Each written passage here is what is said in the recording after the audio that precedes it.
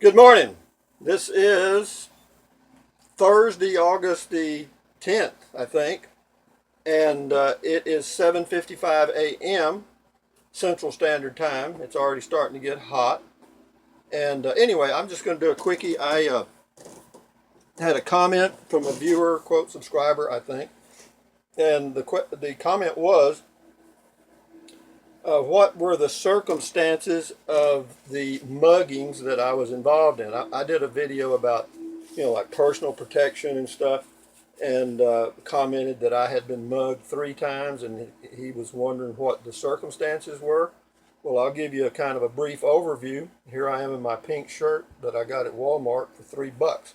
So, the circumstances of the muggings were as follows. One, I was in the U.S. Peace Corps in Ulaanbaatar, Mongolia in 1994, and while there, this was a pretty easy one. Actually, it's kind of funny. I had been in country for about 2 weeks and couldn't speak the language. Still can't. But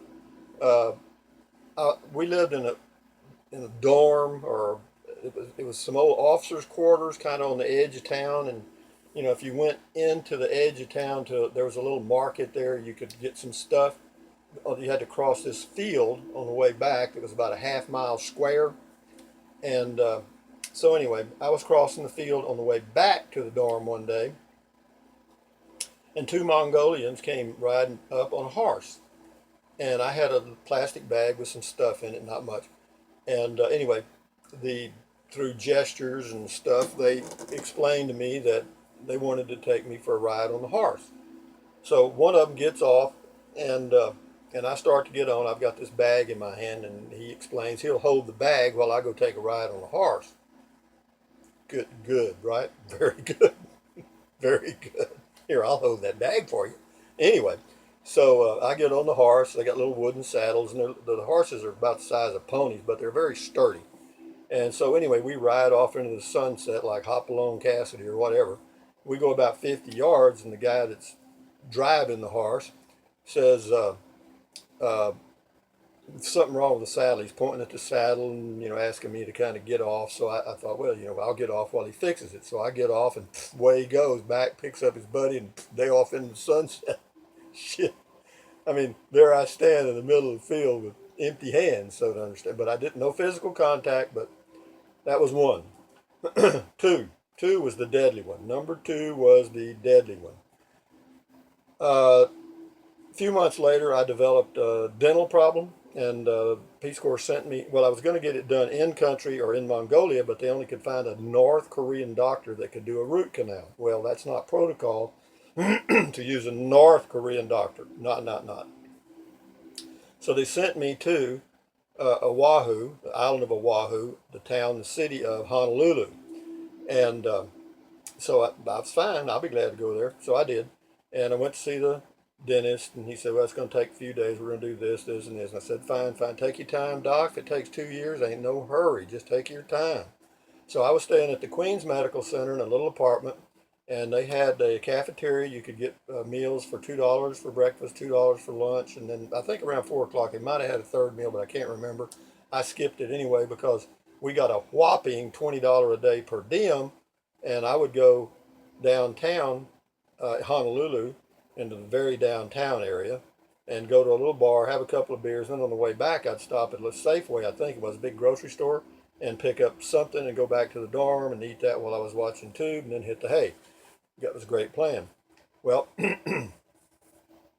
anyway, I'd gone downtown about 3 or 4 times, but one of the things I realized, or later, I won't get into it now, but there was a way this whole thing could have been avoided. But anyway, I went downtown a few times, and da da da da, and there was pretty much the same way I came back home because I felt pretty safe.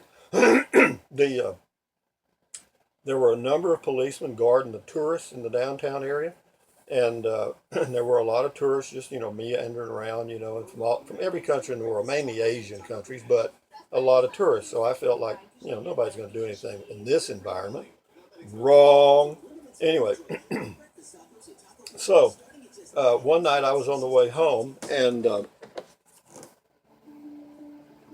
It was about 7:45 p.m. I always tried to get back to the uh,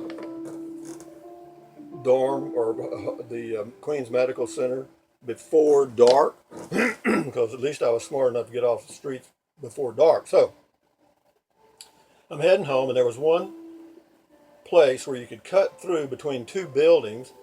It wasn't an alley. It was just a drainage thing about 4 feet wide. It kind of sloped down to drain the water off the main street into another area where it went, I don't know. But what I do, I go through there, and you could turn to the left, and you go about 4 or 5 blocks, and you come right out at the Queens Medical Center. Perfect, right? So I'd done that, I don't know, I'm going to say half a dozen times maybe, I'm not sure. But so my route was predictable. That was a mistake, but I knew that, but I felt safe because of all the tourists and the cops. Wrong, wrong, wrong. So anyway, one night I'm going through there, get just to the end of that little alleyway thing, the drainage ditch, make my little turn, and the lights go out. I didn't see anybody. I didn't hear anybody. I was out. Bam. Down for the count. I was unconscious for about apparently 4 hours, approximately, because it was nearly midnight when I got back to the Queens Medical Center. But when I woke up or came to, my face was stuck to the concrete from the clotted blood. And I realized I'd been damaged. I just didn't know the extent of the damage. And so then I started going through my routine. My hands worked, my feet worked. Didn't have any pain in my arms as far as I could tell. I didn't feel any pain really anywhere. And so I felt like there's a good chance you're going to make it. And I twisted, apparently no back damage. I, did my thing like this, neck damage, none apparently. So whoever it was just hit me with something, and down I went. And so I got up, leaned against the wall of this building, and went through my inventory again of, from the head down, what's damaged and what ain't. And apparently the only damage I could find was in the facial area, but I couldn't see it because I had no mirror, no way of seeing my face. But I could tell that my jaw popped. Whenever I opened my mouth, it popped, so I knew that I'd taken a blow from the side, and it kind of pushed my jaw over. But I felt okay. I wasn't no dizziness, no double vision, none of that stuff. And I could walk okay. My arms moved okay. My back was okay. So I felt like I was going to be okay. So anyway, I made it back to the emergency room at the Queens Medical Center. They checked out, knew who I was, Peace Corps volunteer, stamp deal, da da da da. So anyway, they put me in another room. Doctor comes in, looks at me, and it was here I am. I'm just can't. I'm semi-conscious, I guess. I was still a little. I'm out of it, all right. And the doctor comes in the room, and we talk for a second. And he says, "Well, you want to do? You want me to do some plastic surgery?" What the hell is that? I don't want any plastic on me. That was my first thought, and I said no. So it's not plastic. Plastic surgery's not plastic, okay? Anyway, so he took a few stitches, about a half-assed job, and he left. I went back to my room, and 2 days later, I had a tremendous infection. I mean, my whole face was popped up like this. They must tell me what that stupid damn doctor did. But anyway, so I had to go to another doctor to get some stitches pulled out, and then I had to get some stuff for the infection. But anyway, that went on and on. So what were the circumstances of that? The circumstances of it was, number one, had the Peace Corps given me the same information that they gave other volunteers that came into that medical center that showed a little map of the areas where you're not supposed to go anytime. And one of those areas that you're not supposed to go anytime is, guess what? Downtown Honolulu, particularly the little bars and restaurants, okay? Well, that was a mistake, a big one. That like got old Rusty killed. But had I had that document, I would never have gone down there because they showed some places on there that were safe, on the other side of town. A little more expensive, but you could go to a shopping center, had a little bar and restaurant in it. You could enjoy an evening, come back, no problem. But I didn't have that information. Shame on you, Peace Corps. That was number two. That was the closest I came to being gone. Yeah, that was a lot of damage up here.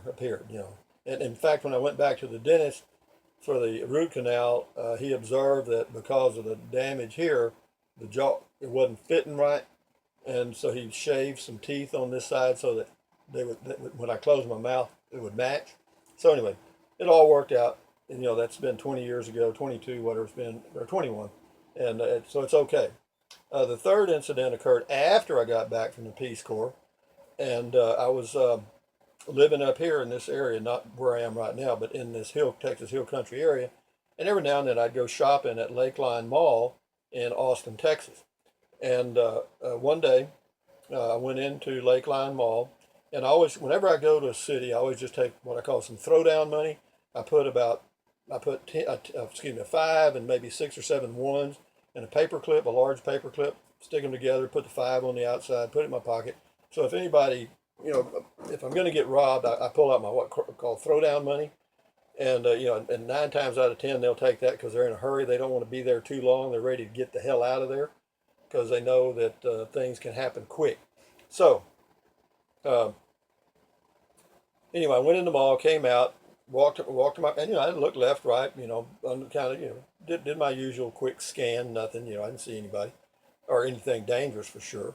But anyway, as I proceeded towards my car, I get about, I don't know, 30 feet from the car, and whoops, out pops Mr. Black Guy with a knife. And he goes, "Hey, dog, stop, motherfucker, motherfucker, motherfucker, motherfucker." And, everything's motherfucker. Anyway, I said, "Okay, motherfucker, what?" And he said, "Give me goddamn money, give it to me quick," or something like that. So anyway, I reach in my pocket and, pull that out and kind of hold it out there. And he grabs it and pokes at me with a knife a couple of times like he's going to stick me. He didn't, no physical contact. And could I have done anything? No, not without endangering my life. I could have done something foolish like try to get him in the throat, kick him in the balls. That's all bullshit. When he's got the knife, give him the goddamn money, shut the fuck up and let him go. Anyway, so he did. He left. He said, turn around, put your hands on the car, count to 100. Don't you turn around, motherfucker, because I'll be standing right here checking you out. Anyway, didn't bother me. All he's got's like $12. Enjoy your life. So he left. That was the end of that. So that was the third one. Was there anything I could have done there to prevent that? Not a thing. Not a single thing. I reviewed that in my mind. Nothing. Nothing. Ain't nothing you could have done. In fact, just this morning I read somewhere on something that they had one of our judo experts or whatever at the Olympics mugged in Brazil. You hear me? So these things happen. But having said that, I didn't intend to talk this long. But whenever you're out and about, particularly in big cities, particularly in parking lots and stuff like that, you can just be aware. You just don't want to get killed. If the guy wants the money, give him the goddamn money. Shit, here, take it. Let me go get some more. Have a good attitude about it. But the way to avoid situations if you're going to be somewhere in the long term, say a month, 2, 3, or 4, whatever. Vary your route. Go different ways to the grocery store, different ways to the cafe, or different ways. If you're walking, now if you're driving, the only thing I can tell you there is the old left, left, left. If somebody's following you, take a left. There's a 1/3 chance they're following you. Take another left, 2/3. Take another left. They're still there. They're following you. 9 times out of 10. That could be just another guy that happened to be making a loop. Coincidence? I don't believe in coincidence. Anyway, having said that, thumbs up, carpe diem, adios, bye, bye.